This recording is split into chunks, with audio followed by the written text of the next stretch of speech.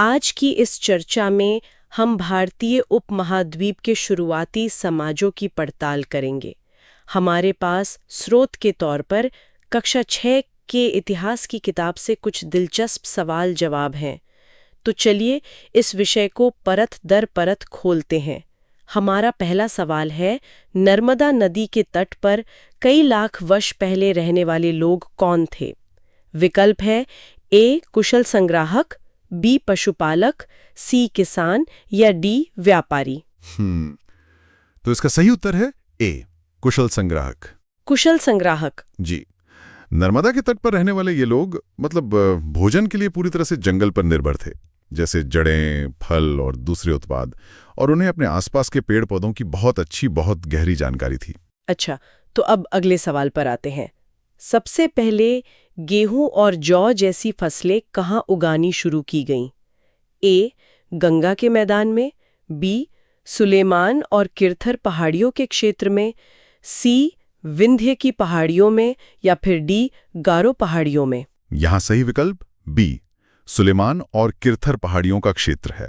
सुलेमान और किरथर। हाँ, लगभग 8000 साल पहले की बात है ये। उत्तर पश्चिम के इसी इलाके में स्त्री पुरुषों ने सबसे पहले गेहूं और जौ उगाना शुरू किया था। एक तरह की क्रांति थी ये। और कृषि से ही जुड़ा एक और सवाल है, चावल सबसे पहले कहाँ उपजाया गया? इसके विकल्प हैं ए किरथर पहाड़ियां, बी गारो पहाड़ियां, सी उत्तर विंध्य क्षेत्र और डी हिमालय क्षेत्र। देखिए, इसका उत्तर है सी उत्तर विंध्य क्षेत्र। विंध्य के उत्तर में जो जगह हैं, वहां सबसे पहले चावल उगाया गया था।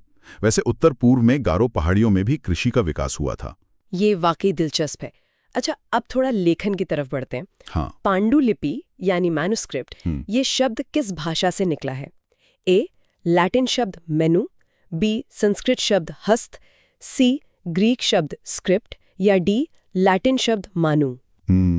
इसमें एक बहुत दिलचस्प बात है। इसका स्रोत है लैटिन शब्द मानु।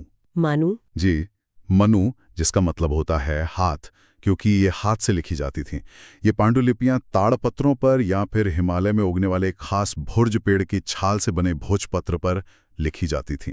अच्छा, तो फिर अभिलेख यानी इंस्क्रिप्शंस और पांडुलिपि में मुख्य अंतर क्या हुआ? सवाल के विकल्प हैं ए अभिलेख केवल कागज पर लिखे जाते हैं, बी पांडुलिपि पत्थरों पर खोदी जाती है, सी अभिलेख कठोर सतहों पर उत्कीर्ण किए जाते हैं या डी इनमें कोई अंतर नहीं है। देखिए, इन दोनों में बहुत बड़ा फर्क है। इसका सही जवाब है सी।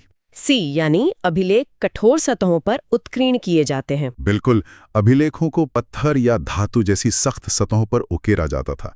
ऐसा इसलिए ताकि वे बहुत लंबे समय तक टिकें, जबकि पांडुलिपियां, जैसा हमने बात की, वो तो ताड़पत्र जैसी नाजुक चीजों पर लिखी जाती थी। समझ गई। और अब हमारा आखिरी सवाल, इंडिया शब्द किस नदी के नाम से निकला है? ए गंगा, बी इंडस सिंधु, सी ब्रह्मपुत्र या डी यमुना।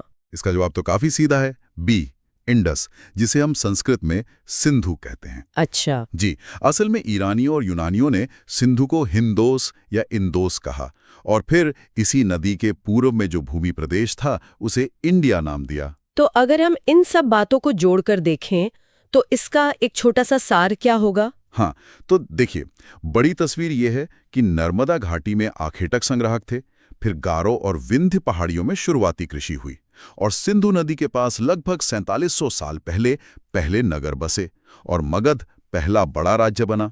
और हाँ, ये भी जानना जरूरी है कि बीसी का मतलब ईसा पूर्व और एडी का मतलब ईसवी होता है। तो इन सरल सवालों से हमें ये समझने में मदद मिली कि कैसे शुरुआती समाज ने भोजन इकट्ठा करने से लेकर शहर बसाने और लिखने तक का सफर तय किया। बिल्कुल।